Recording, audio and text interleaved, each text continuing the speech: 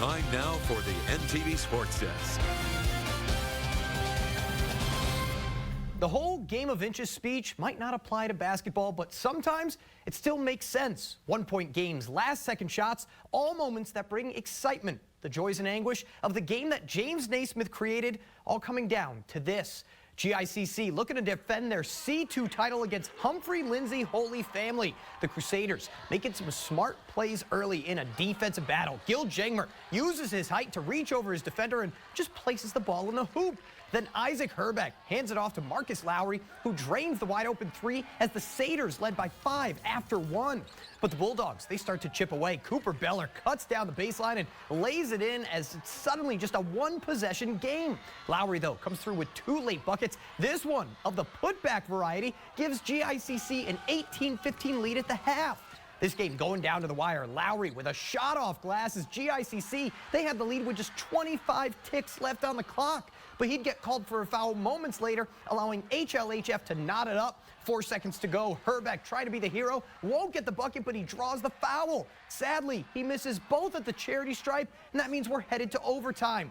Lowry, he kept balling out in the extra period. How about the turnaround jumper to give the Satyrs the lead? But the Bulldogs, they respond. Jason Suits' shot is short, but Ethan Keller gets the rebound for the second chance bucket, and this game is tied once again. 5 seconds left in OT, and Lowry, he's called for a tripping foul, putting Suits at the line where he makes the first to take the lead. GICC now, 2 seconds left. It's a full court heave. Jangmer goes up to get it, puts it up on the mark, but it's just off as it rattles off. Heartbreak for the Crusaders and a 43-42 loss. Both teams have a lot of length, and that sometimes makes points hard to come by when you got that much length in the lane. And so it was a hard-fought game. Both teams played really hard. Thought we had a few chances in regulation to seal it, and we couldn't get her done. Just gotta, tip your hat to Humphrey, Lindsay, Holy Family, who did just enough to get the job done. North Platte St. Pat's going for their first title in 94 years against Loomis. Both teams trading buckets early. Shea Swanson showing off his speed to get to the rack, and that's going to help Loomis get off to a great start. But Jack Hess, he's got some moves too, tossing a shot up and in. That's 2 points for number 2. Loomis, that's starting to build a lead. Wes Tromke driving hard to the tin as the Wolves, they found themselves up 4 after 1. That is until Brecken Erickson got going. He keeps battling down low and finally has himself some space for the layup. Then he's going to grab one of his 9 offensive boards and completes the putback to give the Irish the advantage.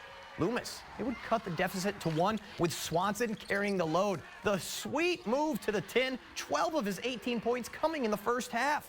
Caleb Munson, though, he's going to deny any chance of a lead change with a floater from the foul line. St. Pat's found themselves in the lead by 5 at the break. Coming out of it, Erickson going to grab his own miss and goes a little more gently this time. A kiss off the glass to help their cause. Then Hess picks Quinn Johnson's pocket and takes it the other direction for a swirly as the Irish found themselves up 13.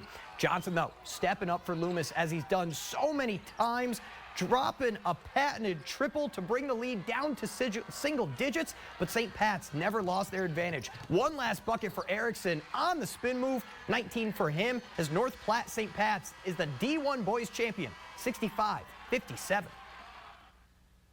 There's no better feeling.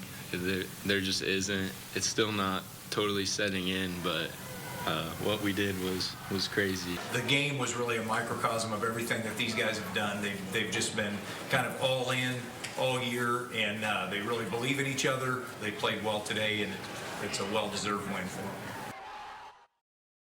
We did not shoot the ball well today, and our kids still found a way to try and score and get back into the ball game. They hit some shots late in that third quarter, and we finally got it close, down to 6, and they bumped it up to 14. And it was just a struggle for us to stay with them when we weren't able to shoot the ball that well. But they did a really good job of defending us and taking away some of the things we wanted to do. So hats off to them.